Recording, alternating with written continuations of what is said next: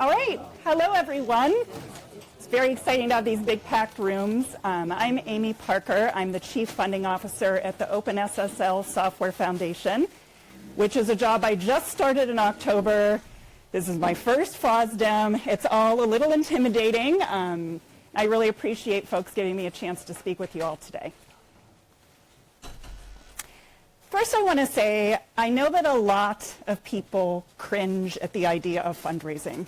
I heard it today in the very first presentation where the research showed that one of the things maintainers don't want to be doing is fundraising. And I hear it with lots of people when I tell them what I do as a career. They just really are afraid of it. But that really has been what I've done my whole career. More than 20 years now, I've been working as a nonprofit fundraiser in a wide variety of contexts, from the New York Public Library to the Smithsonian Institution, and most recently the Wikimedia Foundation before joining OpenSSL. And the reason I can say that I myself really love my job is because I view it the way this quote views it. I really see my job as inviting donors to invest in our organization so that we can accomplish our mission and serve our users. A lot of people think fundraising is about begging people for money because you need money. If you take that approach, you will never find the joy in it. My hope is that I can inspire more of you in this room and in the open source community to feel a little bit more of the joyful part of this activity that we all have to do. There are a lot of different ways to raise money, and I just want to say only the largest of organizations can do all the things you're seeing on the screen. Very few of us in this room are going to be able to have fundraising programs that are this diverse and that have this many methods of fundraising involved. For smaller organizations, the best return on investment, the best bang for your buck, is really going to be focusing on these major gifts. Major gifts might sound intimidating, but it's really to scale. You know, maybe a major gift for you is $1,000 or 1,000 euros. Maybe it's 10 or 20. You know, whatever that threshold is, that this money starts making a little more of a difference. The reason that's the important place to operate is because decades of data show that high-touch fundraising has this greater return on investment. You can see here that, let's say we have this great email list, and I send out an email and I ask people for money. You will be lucky if one of them out of 1,500 sends you $5. But if you actually take the time to get to know a potential funder and build a relationship with them and have them really understand you and what your needs are and what impact that gift is going to make, your chances go wild. They turn to like 1 in 4.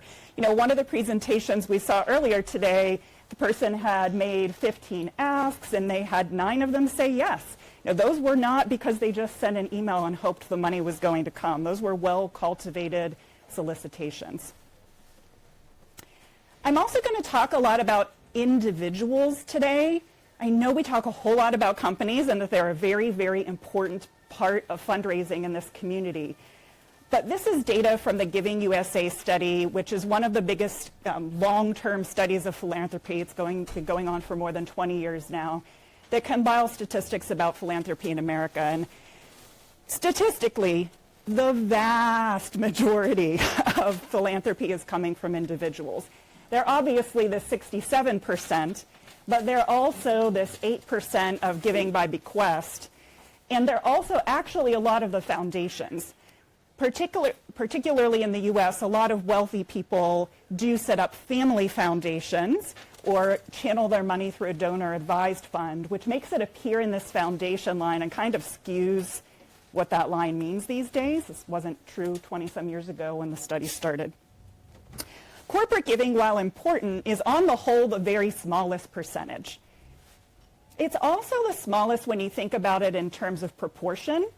So as an individuals give more as a share of their income, around 2% of their income they're donating, than companies, which is like 1% or less. Before we can think about fundraising for our own organizations, I just want to take a minute to put us all in the same mental space and try to think about this from an emotional level. I also heard that in one of the presentations today about the emotional significance.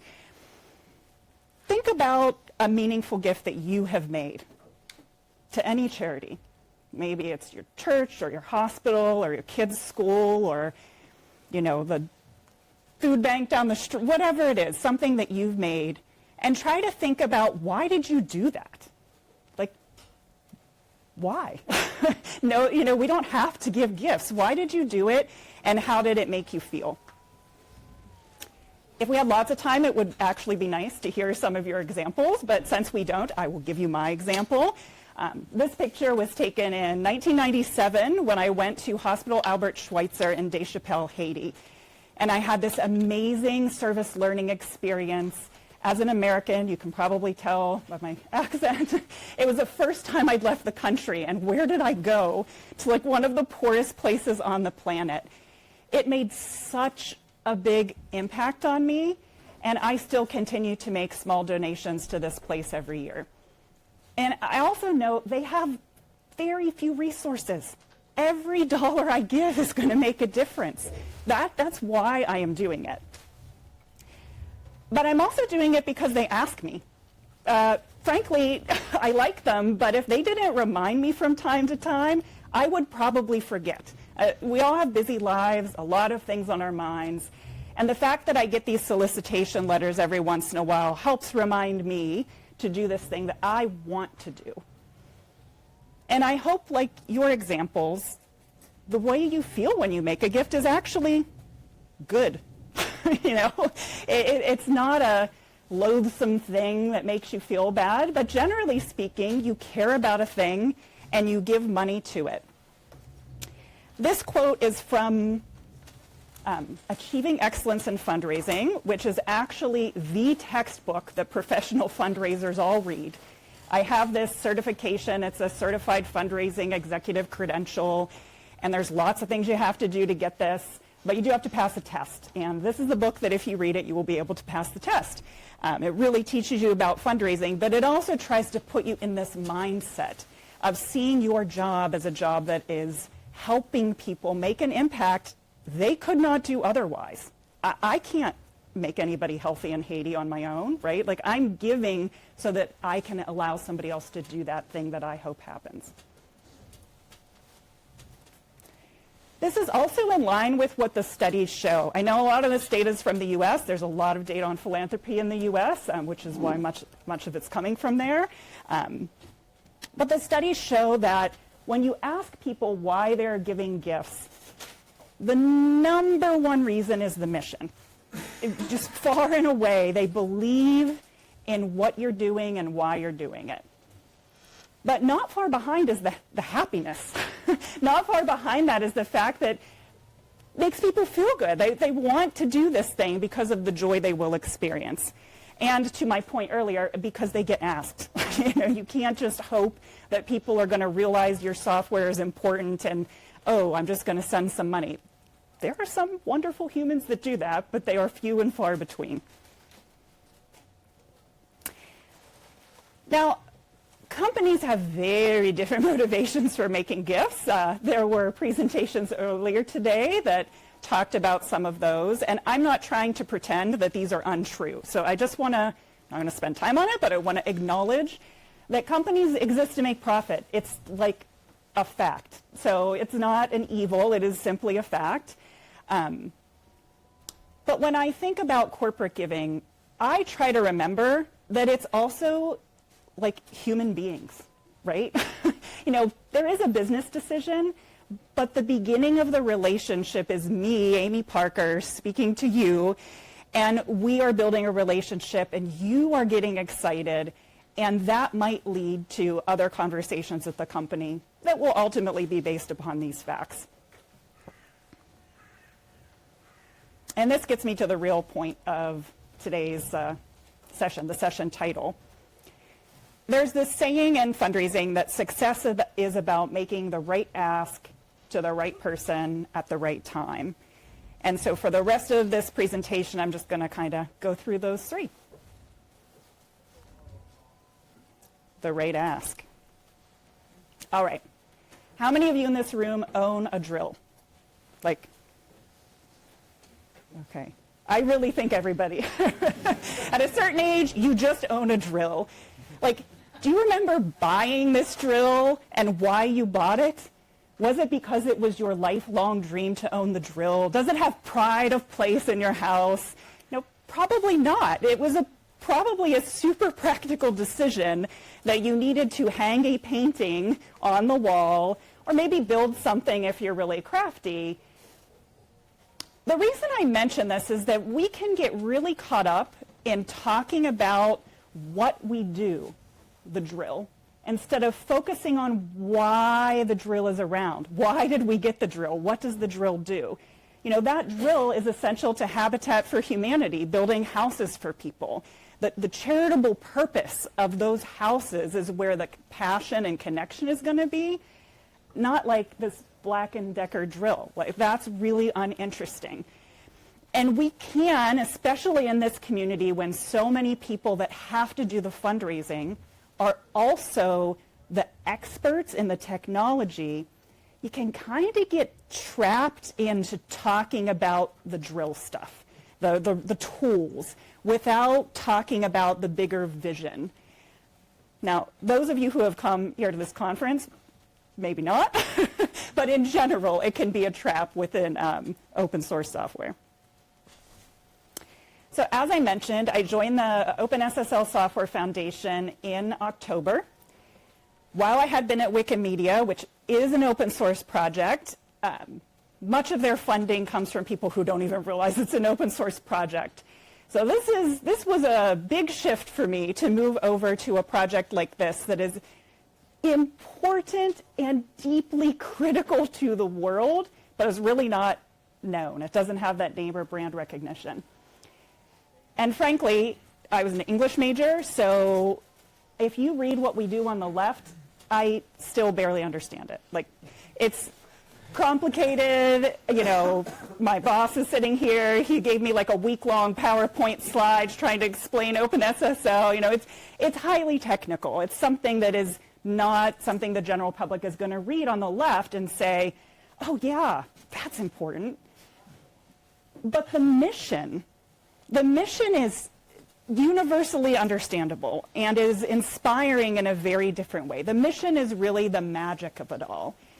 You know, the cryptography might be what we do, but the mission, the why we do it, is really the thing that we want to leverage when we're trying to get people to, you know, buy into our beliefs and to join us as supporters.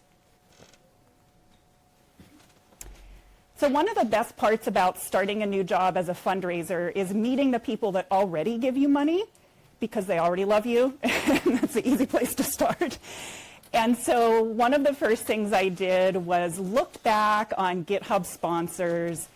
Who were these people that were not even asked? You know, I didn't exist. There was no Amy Parker there asking people for money. And they just sent us money, you know, $5, $100, it doesn't matter how much. They took their own initiative and just sent money. And I've been writing to them and talking to them and asking them why. Like, why did you do this? And these are just some samplings of the reasons.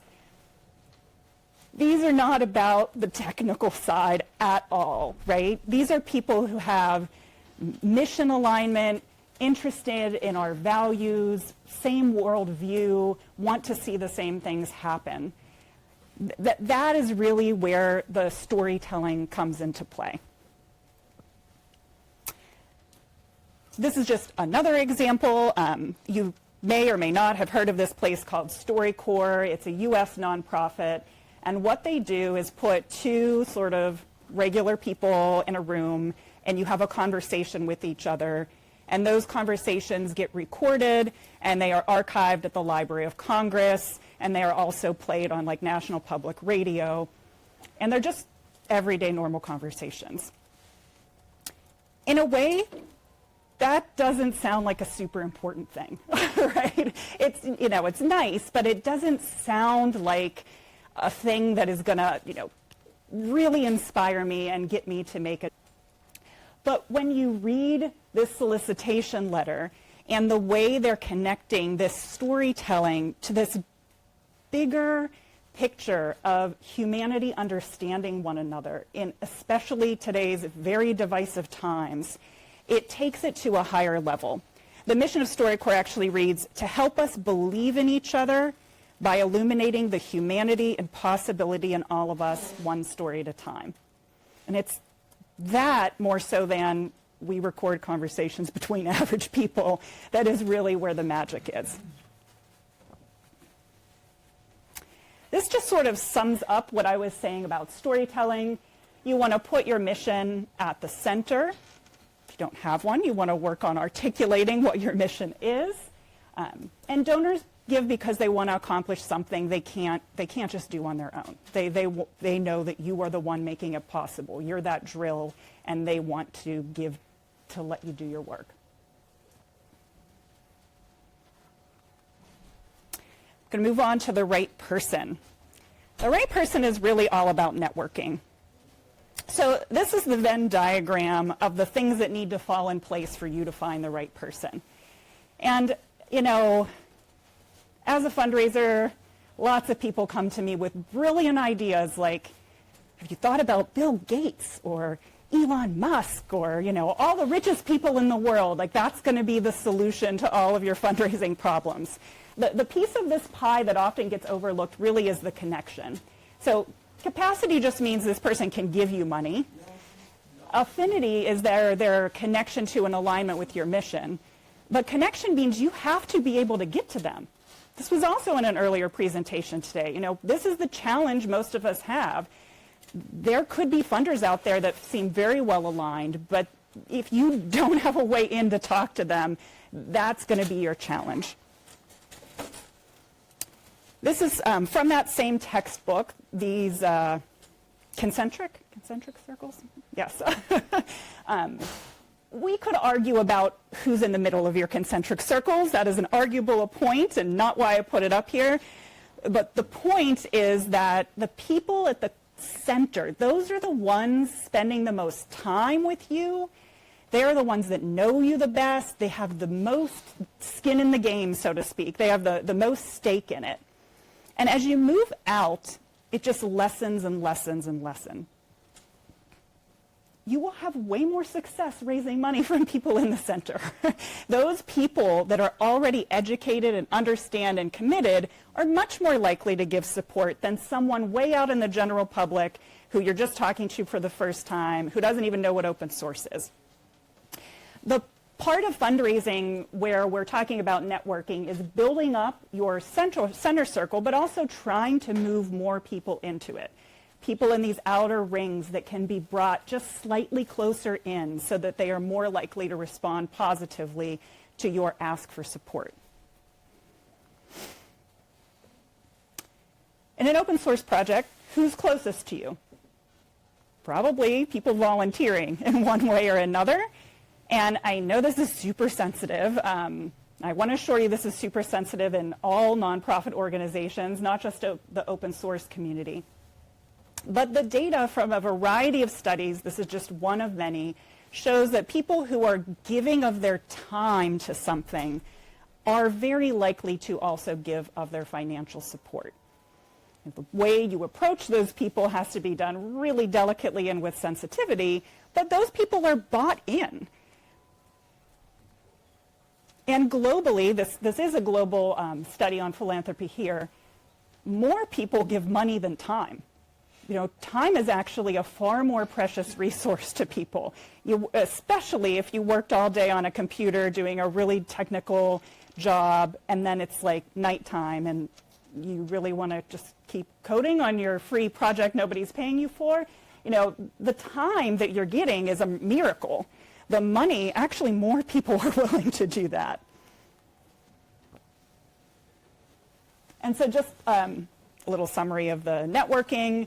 I think these sub-bullets here, you need to know your existing community first. And you know, being new at my organization, this is really what I'm trying to do as I talk to people. You know, what motivates people? Who are these people? Why are they giving us support?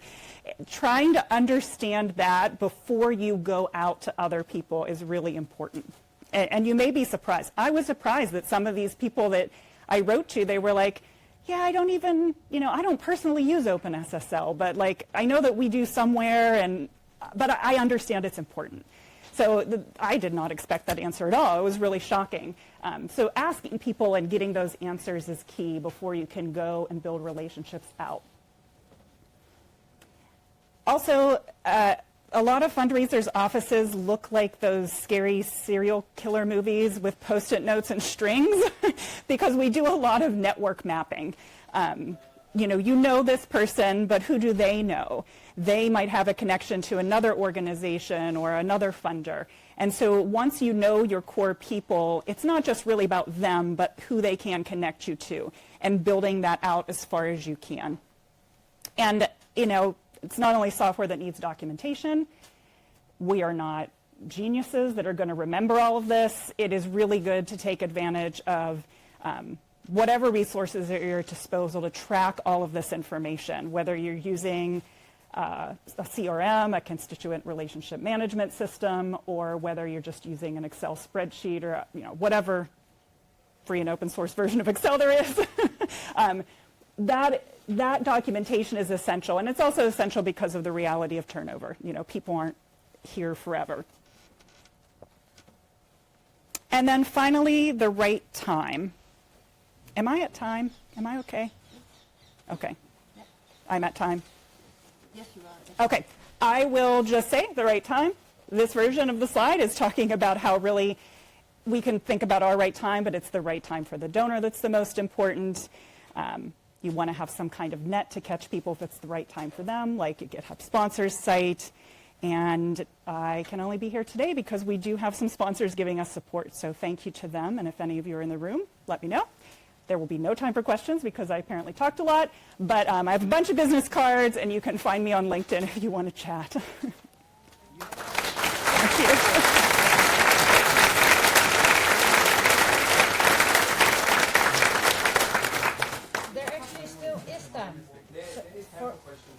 Oh, it's time for questions. Oh, great. Yes, okay, sorry, confusion. It's okay. I just sped through the end, but I will take questions instead. Yes, I will repeat your question as well. Thank you very much for your talk. Do you have any advice specifically for the European world where the culture of charity is different? Yeah, the question was, do I have any advice specifically for the European context where the culture of charity is different? And I would kind of be lying if I said yes. I have had the opportunity to live abroad in Asia, which also has a different philanthropic context, but I've never lived in Europe myself. All the Smithsonian and the Wikimedia Foundation do have global donors, so I have some experience with those donors, but if you are European-based, somebody will have a better answer for you than me. Yes? What are the logistics to start putting up a donor page, for example, or the tier system with respect to it? That was quite interesting because in theory people know what to do, but I imagine there are a lot more business aspect that you need to think about. So can you share a bit more about that? The question is, where is the best place to start for putting up a donor page? Okay, well, this is a question that gets into some complexity. So I will talk a little bit about OpenSSL because that's an easy place for me to start. So the one place that we have set up right now is GitHub sponsors.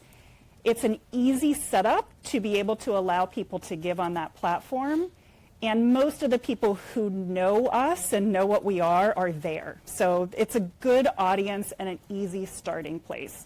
And then we get like a monthly disbursement of the gifts that come in. They serve as sort of this middleman so that we aren't doing the administrative work around receiving, thanking, acknowledging every single donation. And those approaches, they're not the only one, but the ones that sort of serve as the middle are a really good place to start if you're not doing this yet. When somebody gives you money, acknowledging that it just arrived and saying thank you is really, really important, or you will not get more. And so if you don't have the time and space to do that, you want to use an organization or something that will facilitate that. Beyond that, it really depends on the legal status of your organization, and this is also dependent on if you're European or US based. But in the US, if you're a 501c3 charity, there are many platforms that are free that you can use, well, free as in no fee to use, to allow people to give you donations. PayPal Charities is one of the most common ones, and they take a service fee, but they facilitate the transactions for you. There are many options once you go beyond that, but for baby steps, that's where I would begin. Yes? What are your opinions about the differences between a peer donation, like a sponsorship, versus something like a Kickstarter, where you can also get a donation, a gift, but also get something back, like a T-shirt or something? Yeah. The question was about my opinion about places where you make sort of a pure donation versus things like Kickstarter, where you're getting something in return, like a T-shirt or other sorts of tiered benefits. I've done both in my life. Both have their own advantages, and there are certain times and places where something like a Kickstarter can make a lot of sense. But those, when done well, are a ton of work. And when I was at the Smithsonian, the Asian Art Museum one year did like a Kickstarter, and it was enormously successful, but they ended up having to hire an additional staff person because of the work involved. The expectations that people have for what they're getting in return are just very high. And I also think it's a little bit of thinking about the way you want people to mentally think about these gifts. So, if I give you something and I get something back, there's a little bit of it that's a transaction, like, oh, that was a cool sticker, or, it's not the same calculation. And donors that are doing that on a transactional basis are less likely to stick around and be devoted and want to give to you year after year. So they can be great for like a one-time, wow, wham, we're doing this explosion of fun and we want to do branding and marketing and T-shirts. But if you want people to get into a pattern and have that long-term giving, it's much better to think about pure philanthropy. People would disagree with me, I will say that's an opinion. I think a couple more? 3 more minutes. 3 more minutes, in the green.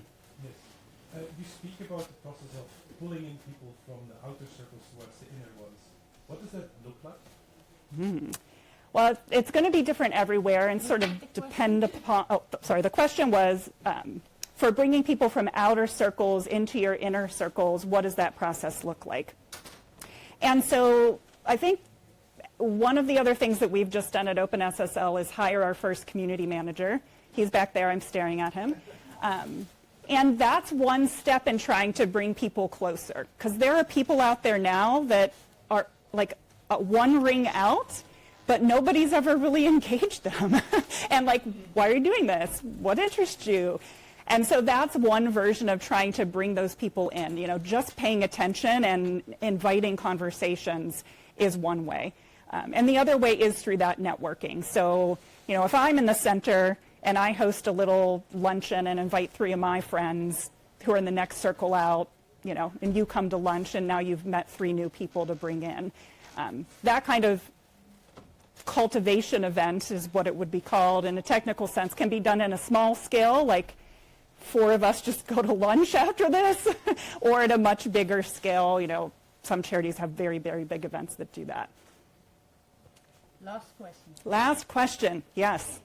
Yeah, my pocket is so filled with stickers, I couldn't even raise my hands up. Thank you so much for your talk. I've learned a lot in the 5 minutes that it's so my question is, for context, I'm someone who genuinely loves the experience of meeting people and speaking with them, connecting with them on like a personal level. And I also have a project that's pretty new and young that needs to be funded. How do you strike that balance between enjoying the content you share with people and not feeling like you're a user for always wanting to talk about funding or helping out your project? Yeah. Well, I think people are smarter than, the question was, how do you strike the balance between having people, if you really enjoy chatting with people about your work, how do you strike the balance between we're just having a chat and I just need the money? And honestly, like, they know you need the money. Like, you're not tricking anyone. They're not going to feel deceived when you bring this topic up. And as a fundraiser, I've always had a job title that indicated that that is my job. You know, I'm not taking you to lunch because I want you to be my new best friend and be my cat sitter or whatever, right? Like, it is really, there is an ultimate aim. It can also be challenging if you like people, that some people will just want to talk and talk and talk, and it's hard if it's going nowhere. That's a challenge you'll figure out in time as you do it more. But I think the transparency in your communication, even requesting the meeting, you know, one of the things I would like to talk with you today about is funding. Thank you. Yeah. All right. Thank you.